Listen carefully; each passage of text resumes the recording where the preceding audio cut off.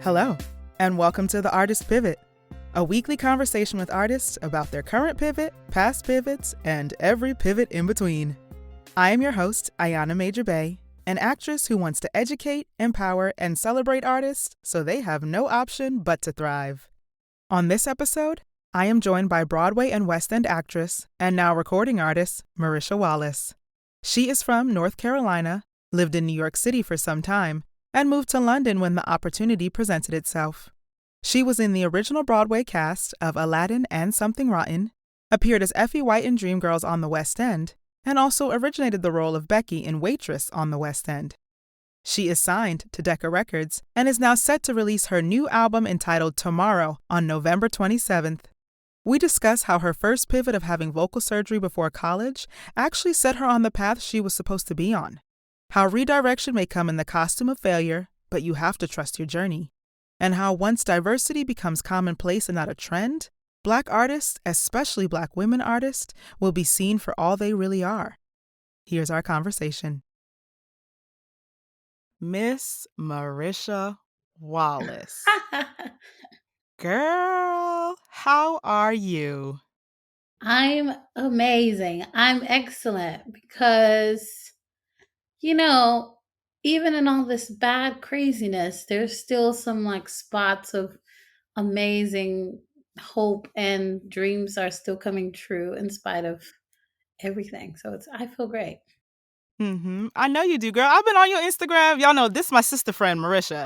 So I'll be getting the tea before she even puts it on the Instagram. Yes. Sis, you are a part of the hope and the light that's out there. You've been doing it in this quarantine. What have you been up to? Well, when I first stopped, I was on my first UK headline tour of my own music and stuff. And I was on this tour and I was so excited. I'd been planning it for a year. It was something that I had wanted to do for a long time. And then the coronavirus hit 2 days before our last two stops. Mm-hmm. And I was home and I had the coronavirus. I was sick for 3 weeks. Yeah. The whole cast of Waitress had it. Sarah Bareilles had it. Gavin had it. We all had it.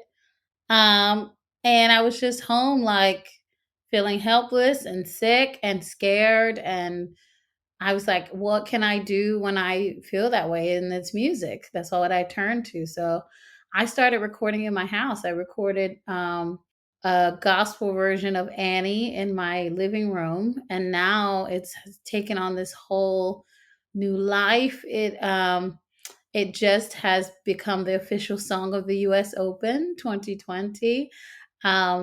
We did a RuPaul's Drag Race lip sync for your life with RuPaul's Drag Race All Stars lip syncing to it. It's just, and then we had all these Broadway and West End stars and fans come together. And I edited the video together. I engineered the project. I produced the project. I did it all myself in my living room. And then all this came from it. So, and then now I got a record deal from it. So it's just been everything that I actually wanted to happen in my career happened because of this pandemic and because I had time to focus on my dream. I didn't realize how much time I spent helping other people achieve their dreams, that I didn't really have time to focus on what my actual dream was. Okay, it's my dream to be an actor, but Dreamgirls isn't my dream. That's Henry Krieger's dream. Dreamgirls was his idea, you know what I mean? But to work on something that is your own idea and your own dream and something that I've wanted to be a recording artist since I was 15. But I kind of put that aside and went to musical theater thinking it was the easier route, which it was easier than that. And now I've come back to it. So it's been really great. So I'm having a crazy, amazing, exciting year. It's just wild. Right. Well, first, I need to say congratulations, friend. I've already said congratulations to you in text messages and voice memos, y'all. I send her crazy voice memos, but I'm going to say it over the microphone on this podcast. Congratulations, sis. Thank you. Thank you. Ooh, congrats. And really just realizing that's kind of been the theme from some of the other guests that I've had on. It's first of all, we're still alive and we're blessed to be here. Yes. And so now that we have time to, wait a minute, what was my dream? Like, yes, musical Mhm. theater or to be on TV or to be on film, but what was my dream With that your I'm actual putting aside? yeah, Mhm. and it was Mhm. something And you have time to work on it. yeah, you have time because you're not doing 8 shows a week and you're not, stretched at both ends. You can just imagine if you could put 100% of your time into your actual dream. Like, I was putting about 10% of my time into my actual dream and was getting a lot of success, and now I've put 100% and then now it's just going, "Woo," That's how it is. Yeah. Yeah. I mean, that makes so much sense. So I know that this quarantine and COVID and everything that's happening right now in the US. And well, luckily you're in London. So you guys are having a little bit different experience than we are.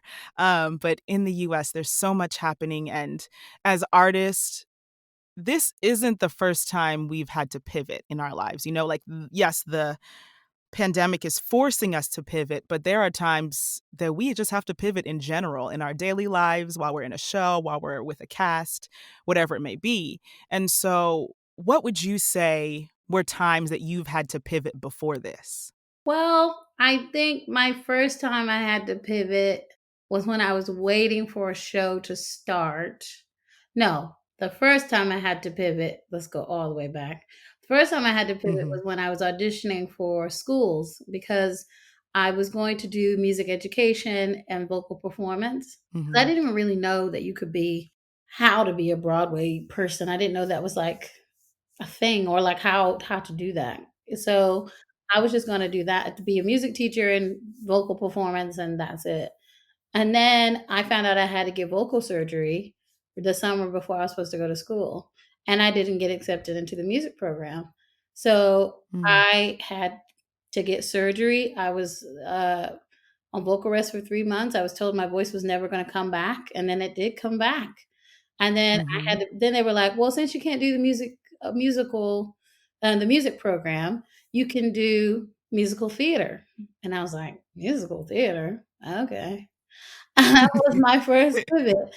And then, 5 years, 7 years later, I've made my Broadway debut and, like, I've become a West End star, a Broadway star, all because of my first pivot. The thing that I thought was going to end me and stop me from doing what I love to do actually was the best thing that could have ever happened to me. But because I had to go the other way, that was the actual way I was supposed to be going in the first place. Mhm. Right.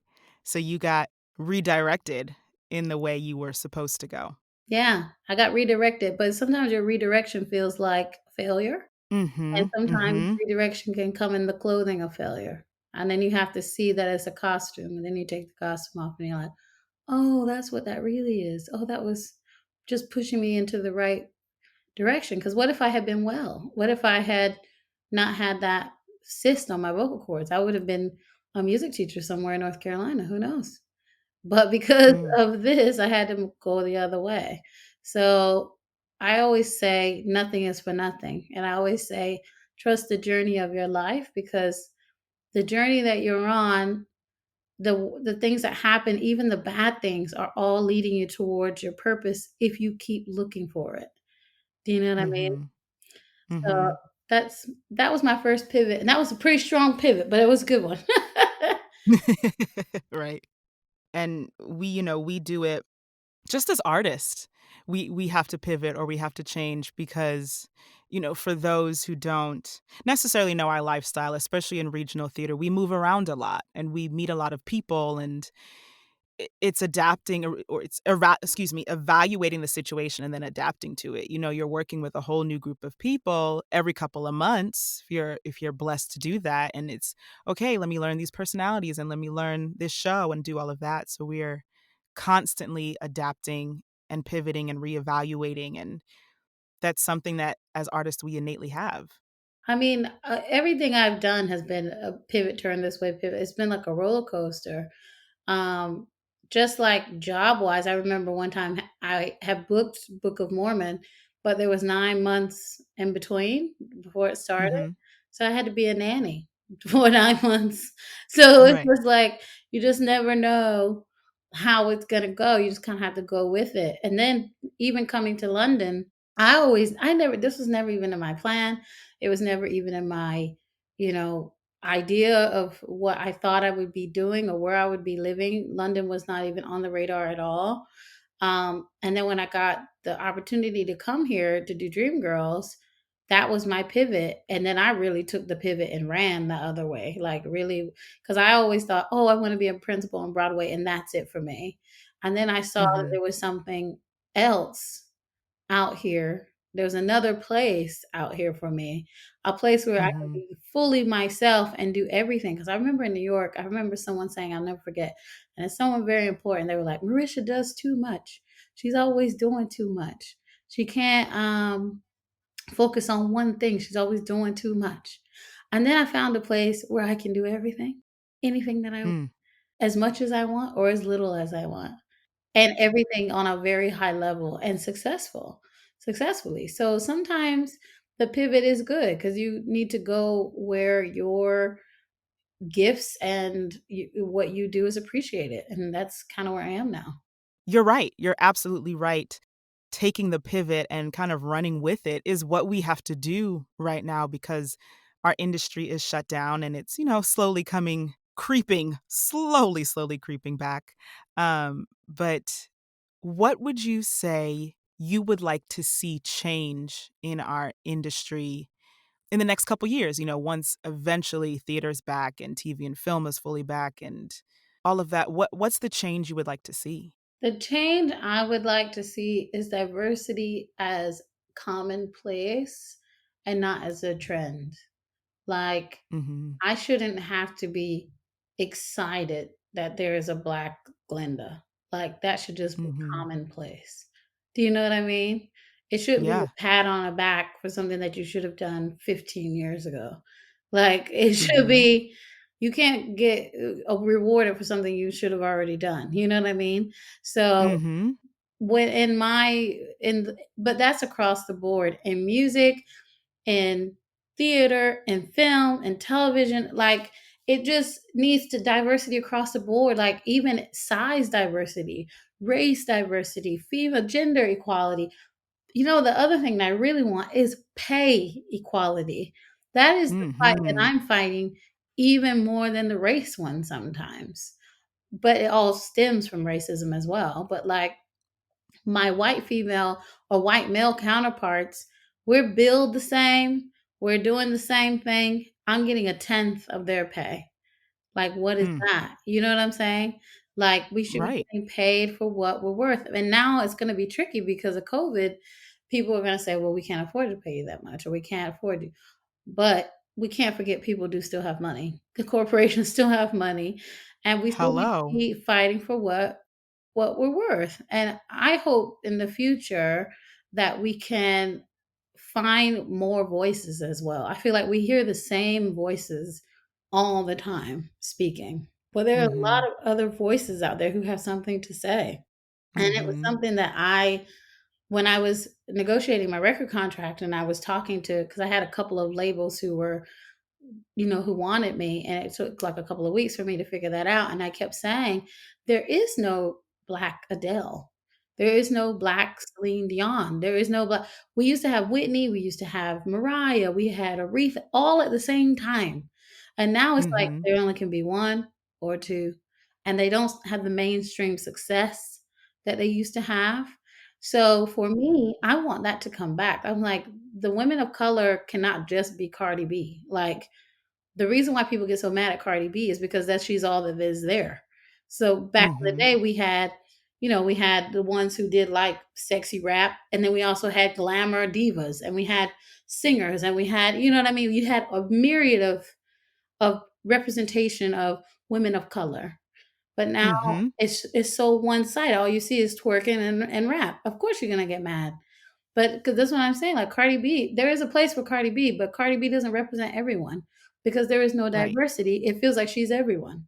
You know what I mean? Mhm. So in my Yes. hope is that they give everyone an opportunity. There's all kinds of white women in the entertainment industry, but there's like one or two different kinds of women of color, and that Mhm. is not okay. We are three dimensional. We love, we laugh, we come in all different sizes. We, it's like our our entertainment industry should reflect our society and its diversity, I think. Yes, 1000%, 1000%. You hit that right on the head. So it is that we don't have the diversity even when it comes to the women of color in the industry. It's No. just, one type.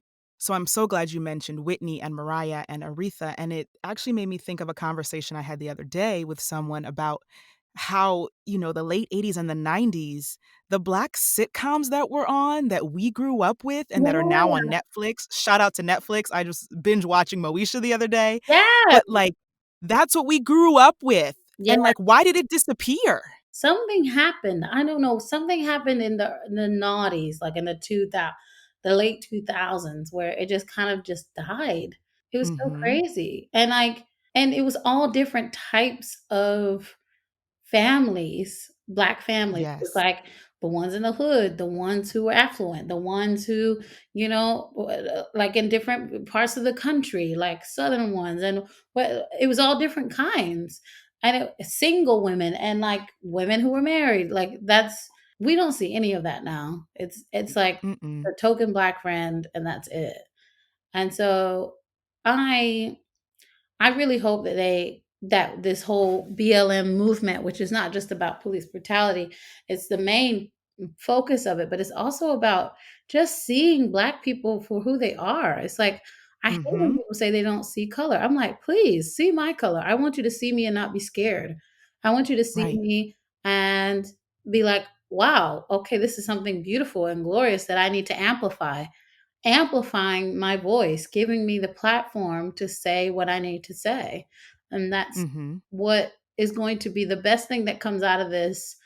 I, for one, do not think I would have gotten this record deal without Black Lives Matter. I think it definitely helped me because I think the Mhm. record label saw that there was a hole that needed to be filled. And they were like, wait, Right. where are our Black artists on this roster? And I think I'm like one of the only ones, like one of the Mhm. only Black female. There's a couple of Black females that they've just acquired recently, but I was a part of that. So this is the movement. Right. We are the movement. Yeah, And I also feel, and, you might feel differently, but there were definitely times that I felt, especially as a Black woman artist, that I was invisible and that I just was the token, or if I spoke up about something that I didn't feel right, that I would have, gotten fired or gotten labeled as, the angry Black woman or she's hard to work with. But unfortunately, we are in a society and an industry that if, my white female counterparts were to do the same thing, they would listen to her opinion without having to label her. totally. And I was not always, so I was the one who was always chosen as the token. So that's even almost sometimes worse than not being chosen at all because you're like walking the fine line. The Black people are like looking at you kind of mad because they didn't get chosen. And then the white people are looking at you like, you better not step out of line because we gave you an opportunity. It's like, Mhm. so you have like basically two guns to your head and you're walking around on eggshells on both sides and you don't feel like you belong anywhere, really. And it's like, I used it though. I was like, I knew I was really good at working with white people. That was like my superpower, I thought. And then I realized it was actually, that's crazy. Why do I have to like, they're not trying to work with me, like work around me. Mhm. You know what I mean? They're just like living their lives as they should.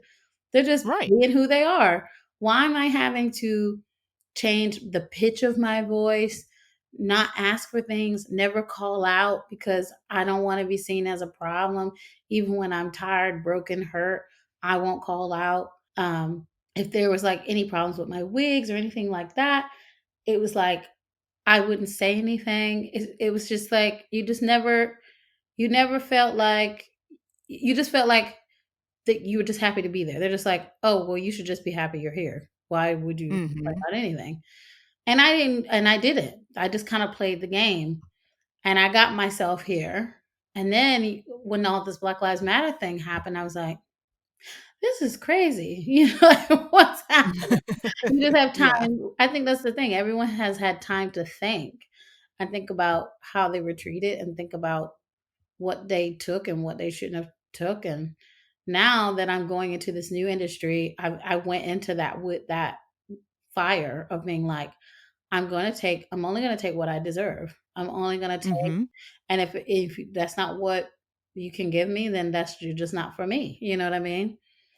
And I'm Yeah. not going to fight for my spot anymore. I always felt like I was auditioning all the time. I always felt like even once I got the job, I was still auditioning, still trying to Mhm. keep my place, hold my place. And I was like, but I know that I'm good at this. I've been doing this for 15 years. My track record speaks for itself. I know I'm not a diva or whatever, or a bad person, because I've been doing this for 15. People wouldn't hire you if you weren't like that. You know what I mean? So Mhm. people would listen to me when I did speak after a while, because you kind of had to build that up. But it's crazy walking around with that and not just being able to be free. Yeah. Yeah, it is. But we have been. And I'm glad now that because of the Black Lives Matter movement, I think we all kind of feel like, "Hey, friends, we've been walking around with this, so let's talk about it Mm, and we're going to let it go. We're no longer going to walk around with this." yeah, that's the other thing. It's like we were airing all of our problems, and then we also started to see there was problems even in our own community. That was the other Mhm. crazy part. Now that's a pivot, because we were like Mhm. talking about, okay, society and white people have held us down, but then even internally we've held ourselves down trying to Yes. please them. This is the Mhm. thing. Like the competitive spirit that has happened in our community, where we tear each other down instead of building each other up, is all to please Mhm. them, because we're fighting for one spot. And Right. instead of us coming together and working together to build our own stuff, like there's enough black people with money. We could have had our own theater in New York. Yeah, we could have. We could have had our own producers in New York. Why has that not happened? Do you ever ask yourself that question?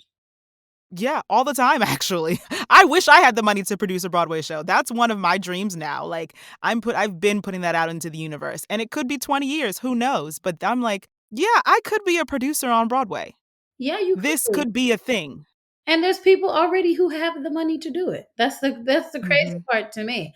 But is it because Mhm. we can't get on one accord, and we can't stop that competitive spirit that's kind of been embedded in us to fight Mhm. against each other instead of building each other up? Because there's only one space. That's why everyone's fighting. If there was more Right. space, we wouldn't be fighting for it. We'd be like, oh, Right. you have that one, I'll take this one. You have that one, I'll take that one.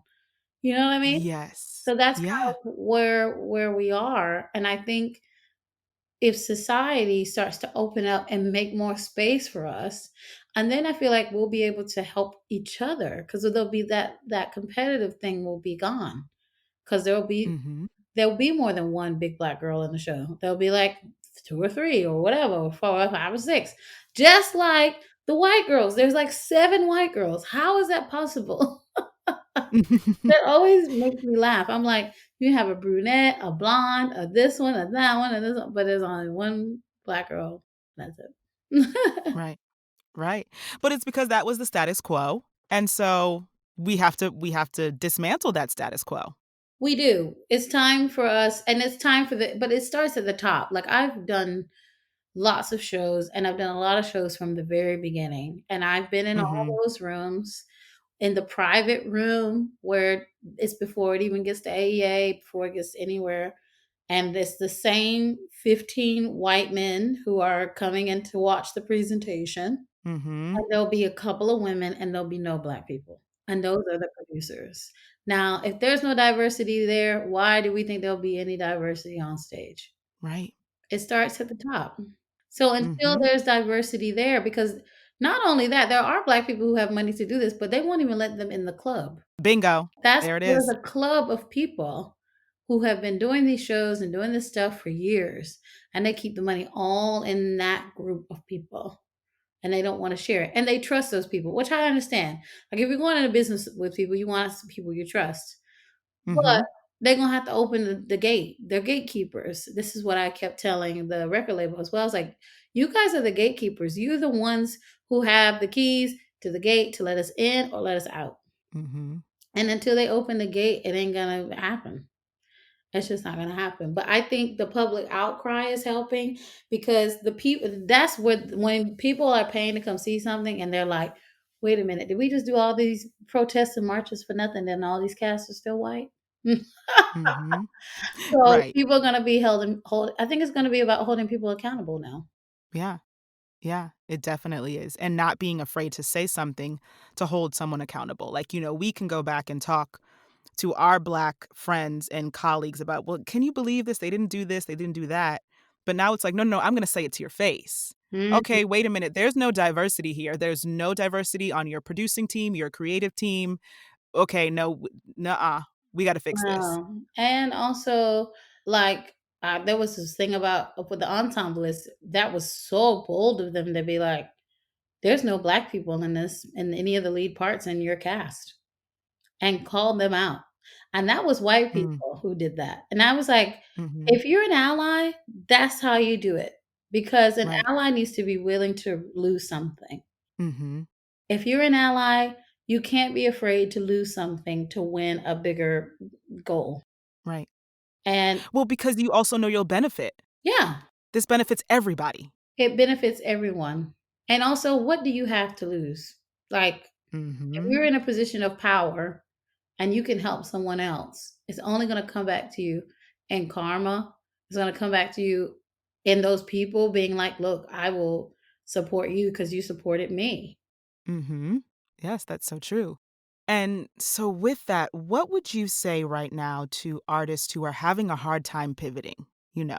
Because you found your way with the music. You were like, okay, music is going to help me get out of this time, out of this rut that I'm in. And now look at all the things that have happened. I am fortunately at home around my family and have been able to reach out and do things and, start this podcast. But what about artists? And also, disclaimer, not every day is a good day. There are days that I am just like, I'm not doing anything. I'm staying in bed watching Netflix. But the days that I'm like, okay, motivated, let's do these things. But what would you say to artists who are just really struggling right now to pivot, to find a way to adapt and continue on? I would say first off, you have to heal. First off, this is a Mhm. what's happened is a death. It's the death of Mhm. your dream. It was a death of what you knew before. It's a death of your idea of what success is. So now you Mhm. have to mourn the death of that. And that either that is laying on the couch all day, that could be burying your head and working something else, that could be just taking a moment to just do self-care. However that looks for you, you have to deal with it first. Then you might feel the power to be able to say, what is the other things that I love to do besides this?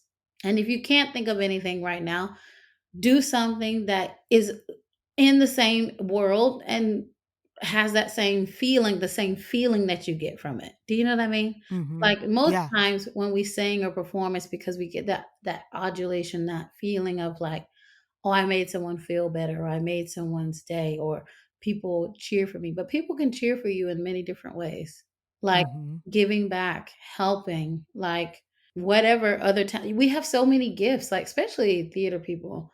We can do so many things, and you can teach a theater person to do anything.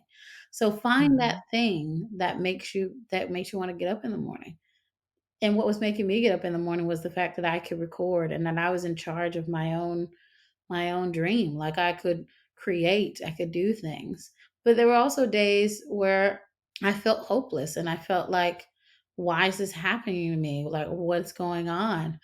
And it wasn't until I had to let go of you have to let go of your old life to pivot. Because if you're Mhm. still looking back at what you had and off at what you could have done or what you didn't do, you will live Mhm. there. But now you have to move forward. That's the thing about a pivot. You gotta turn. But if you can't turn back, you can't look back. You just have to go the other way. And once you start putting all your energy towards that new purpose in your life, then you'll be unstoppable and you'll never know what you could accomplish. And then when the world Mhm. goes back, you'll still have it. And that's what's the beauty of it because you could go back to performing and then you'll still have this business or you'll still have this project or you'll still have this book or you'll still have this, whatever this thing that you've done. No one can take it away from you because you created it. Mm-hmm. And I think Ooh, that was beautiful. that's the thing. It's like you gotta let your old life go. Because I was like, well, that was my old life. But was your old life that great? That's the other thing. Mm-hmm. Reevaluate that. My old life was great as far as like success goes, but my personal life was a wreck. I didn't get to see any of my friends. I was working crazy hours. I was tired all the time. I was always like at 70% voice, which was good enough. But like at any point, I felt like I could have lost my voice or something because of how hard I was working. So then I Mm-hmm. was like, was my life really that great before? So this is my chance to make it better or change. So I think that's what we have to do. We have to just accept that this is the change. This is the pivot. It is what it is. So now we have to just find a way to move forward, and that's what we have to do. Mm-hmm. That was beautiful. You wrapped that up in a nice little present with a bow on top.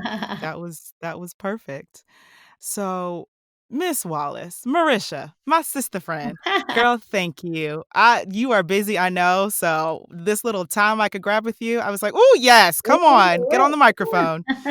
But before I let you go, there is one thing that I must say to you, and that is, I acknowledge you, I celebrate you, and I uplift you.